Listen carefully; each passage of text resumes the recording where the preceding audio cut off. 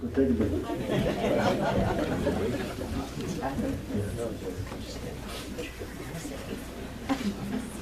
All right. How's everybody today? I'm up here doing what we do, right? Everybody has enough rain?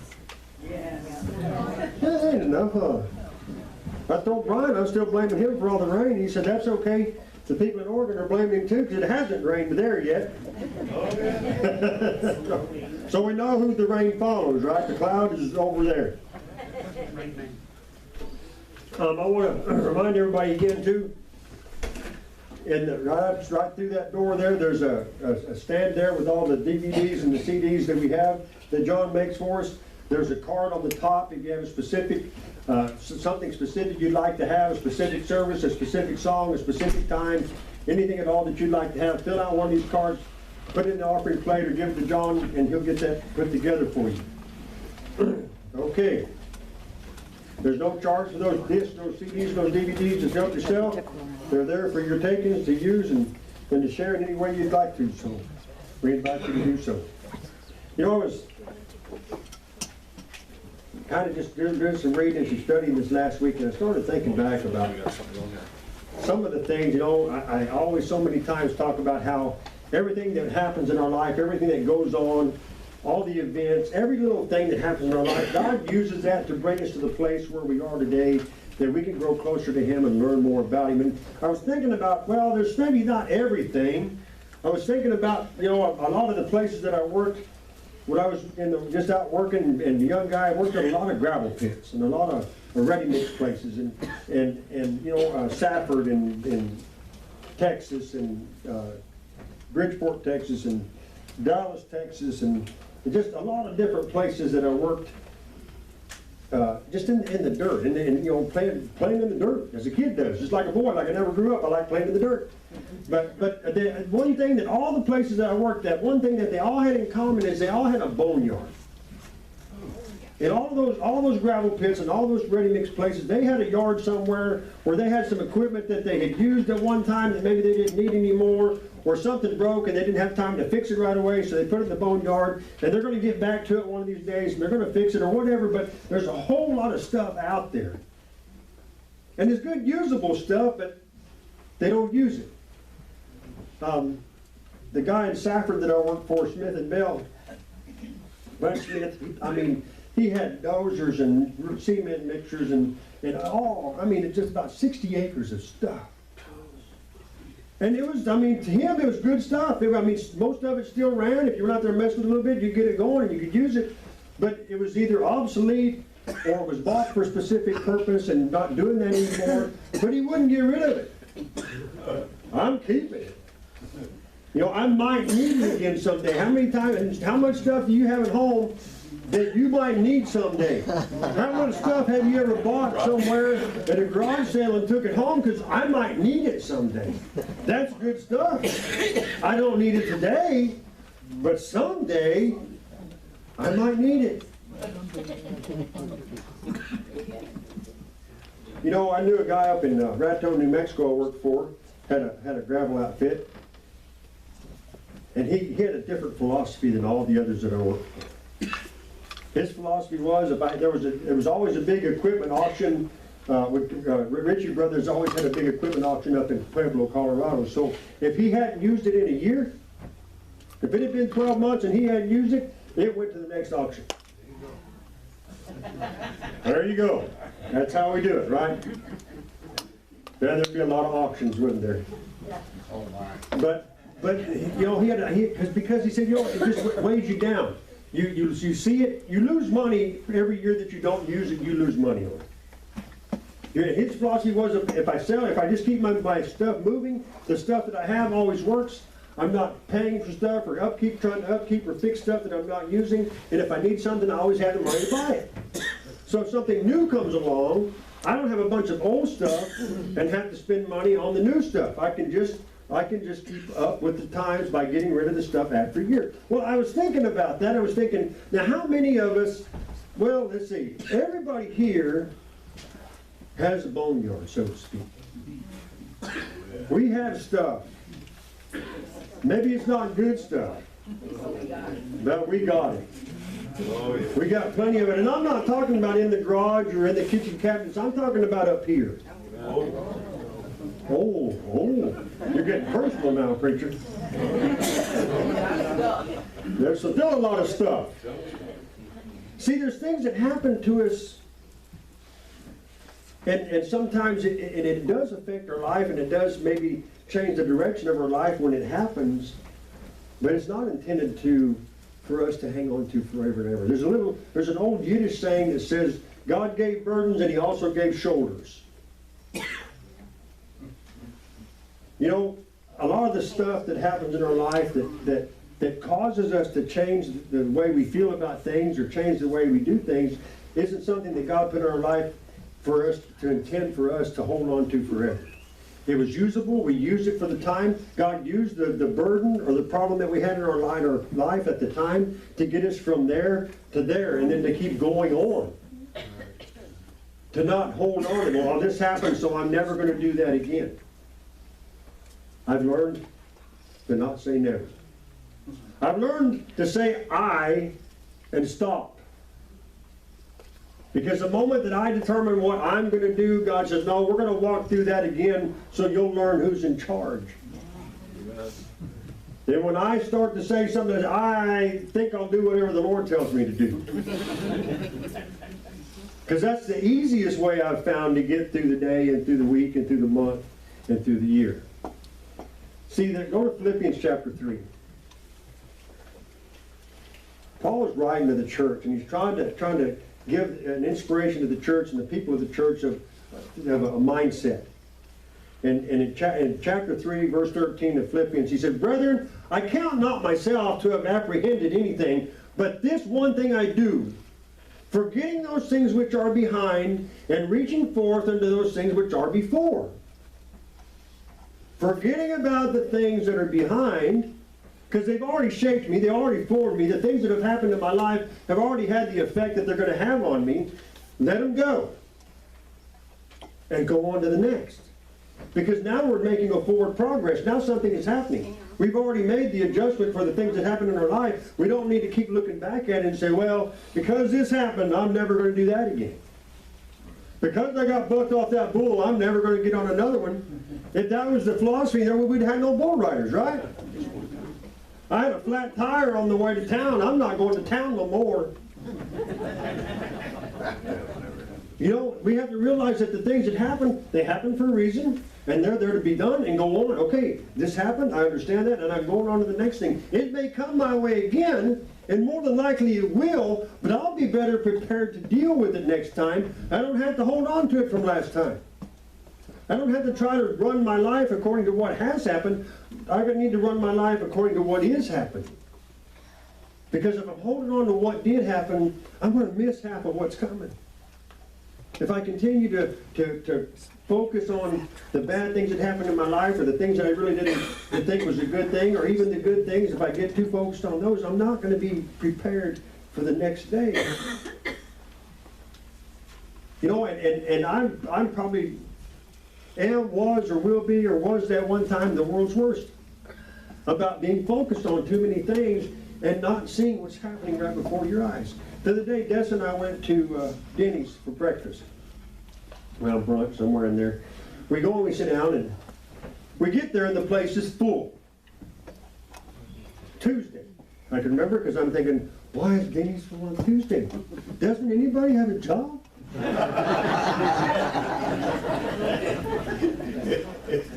thought it'd be easy. So see, I'm already focused on the things that are negative in my life. I'm already focused on the last time I went into a waitress and into a restaurant and I had to wait longer than I wanted to. I've already now focused on something from the past. So now I'm already in this kind of mode, like, oh man, I don't want to wait this long. Not like I had anything else to do that pressing that I couldn't wait for 5 minutes. So finally we get sat down. And we sat there, and then we just sit there. No water, no silverware, no nothing. We're just sitting. And so guess what happens? Old Dennis begins to cook a little harder. And get a little hotter. Pretty soon, I'm about ready to go. I'll go somewhere else. And the two guys, now here, this is God working in your life. We're sitting there, and I'm about ready to get up and walk out, and the two guys sitting right there beside us said, man, it's busy in here today, ain't it? I said, yeah, it is. And he said, it don't do no good to go anywhere else. You'll have to wait there too. I'm like, now, how do you know? What I'm saying, you're contemplating. It'll take longer to get in the car and go somewhere else. You're better off just sitting here and wait. So I did. I put the fire out. I got me out of the way again. I thought, okay, Lord. I preach it and I preach it and I preach it. I need to listen to myself. We're here. We're just going to enjoy our time and enjoy our breakfast. The two guys are kind of nice, so we'll just let the fire go out. Quit focusing on the things that have happened to me in the past that make me frustrated, and look for what God's going to do, because I've said many times before, everywhere you go, God is with you, right? He lives on the inside of you. He didn't stay in the car. He's there. And He's got a purpose for me to be there. He's got a purpose for me to be delayed and to wait. See, there was a reason. After the two guys left, that lady comes in and she sits down over there all by herself. And I noticed she looked pretty sad. She looked pretty, just kind of reserved. And so we were eating at this time, by the time she sat down. And they just brought her food, and we'd finished up, and we was fixing to leave. And the Lord told me you need to pay for her breakfast when you get up and leave. So I said, okay. So I got up, and I thought, well, now, see there? If you just be patient, and God will give you an opportunity to be a blessing to somebody. So I got up. Nessa went to the restroom before we was going to leave, and I grabbed our dead ticket, and I grabbed her ticket off her table. And I said, ma'am, I'd like to buy you breakfast for you this morning. She goes, oh, that's all. I can't believe that's awesome. And I walked over to the register, I turned around, and she's sitting there bawling. She's just crying. So I go back over, I sit down beside her, put my arm around her, and tell her, you know what, I thank you for letting me buy you breakfast, and I didn't mean to make you cry. She said, no, I just can't believe it. She said, it just really blessed my life today. I said, well, you blessed mine. See, God's trying to do something. But we let the things that happened in the past control what we're thinking, and we miss God. Paul says, let the things that are in the back be in the back. They're gone. Those things happened. They did what they did. They served their purpose, and now I'm here, and I'm learning from those things to be focused on what's ahead of me, not what's behind me. I need to empty my boneyard of all that junk that I got up there that clouds my thinking and clouds my vision, to be able to see what God's doing in my life. Because He's doing it. He's putting it right before me, but I miss it because I'm all worried about what happened 10 years ago. I'm all worried about something that was way back there that doesn't have any effect. Something I haven't used. I haven't even used it in 10 years. But I'm still packing it around back there just in case I might need to be irritated at somebody. I'll have a good reason. Chunk it. Let it go. You know, we need to, as people, as God's people, we need to be focused more on what He's doing ahead of me, what He's doing right now today. He's trying to bless my life. He really does want to bless your life. That's really what He wants to do, is to put blessings in your life. But we get hung up on this in our boneyard. And just like Bud Smith in Safford, you would see him in his pickup. A lot of times I was running the dozer down in the river, in the Gila River, pushing sand up out of the river for us to use at the plant. And I would see him out there just driving through that boneyard in his pickup, just real slow, just driving through there. And he'd drive around a little while, and then he'd go back down to the office. And I thought, when I was thinking about this, that's just exactly what we do. We got all this junk up there, and we just go out there and we just meddle around in it like it's going to do any good. Oh, remember when this happened? Remember when that? Oh, I can't. Oh, yeah, that was. Chunk it, let it go. Focus on something ahead. Focus on something. I wonder what God would do today. I wonder what I need to do. Maybe I just need to be doing some praying. If I ain't got nothing else to do with my time, maybe I'll just do a little praying. Maybe I'll sit down somewhere and get a cup of coffee or a glass of tea and say, Lord, okay, let's just visit for a little while. Show me what you're going to do today. See, if we take our time and focus on what God's going to do, what happened kind of melts away. Go to Galatians chapter 6. Galatians chapter 6, verses 1 through 3. Brethren, if a man be overtaken in a fault, ye which are spiritual, restore such as one in the spirit of meekness. Consider thyself, lest also he be tempted.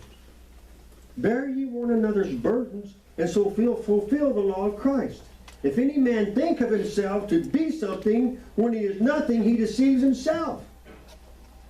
See, when I'm sitting there in the restaurant and I'm thinking I'm so important that they're going to be waiting on me, I'm deceiving me. I'm deceiving myself into thinking I deserve anything.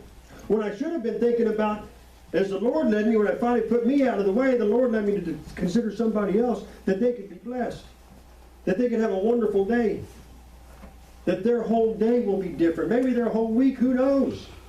Maybe it changes their life because I took a moment and took myself out of the way and quit worrying about what happened to me before and decided to focus on what God's doing right now. Right now, God wants to do something in your life. Today, God wants to show you what He can do if we just remember, you know what, I got to walk forward. We were down here Thursday, and Danny was down here, and there was a little toy, one little bitty toy, laying in the floor in there. And Danny's walking in there, she goes, "Hey, Papa, look, I can walk backwards." And as soon as she did, she stepped on that toy, and down she went. And I thought about this sermon. That's exactly what we do. Hey, look, I can walk backwards. And you can't see going backwards. You're going to trip on something. You're going to fall. Something's going to mess up. When we start backing up, we start thinking about back then. Back then is already done. We can't change one thing from right now back. It's already happened. Can't change one word. Can't take one less breath. Can't blink one less time. Can't change anything from right now back. But everything forward, we have a huge impact on how we receive it. We receive it as God put me here, and there's a whole lot of people here, and I want to have to wait a little while to sit down. Now I can stand here with this grim look on my face and look like the sourest guy you ever met in your life.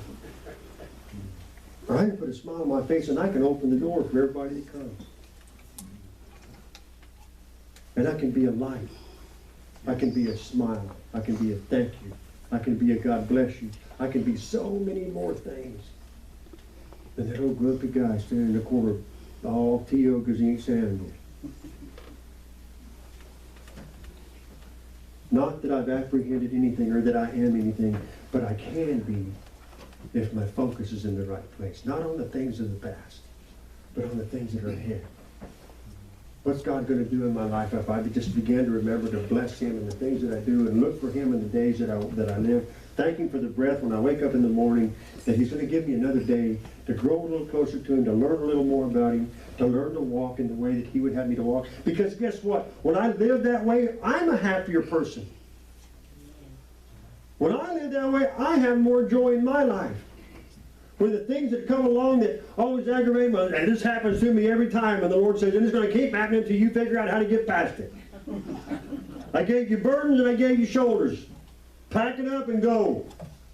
Don't let it drag you down. Don't let it hold you back. Don't let the things of even yesterday interfere with your tomorrow. Most certainly not the things from 20, 30 years ago.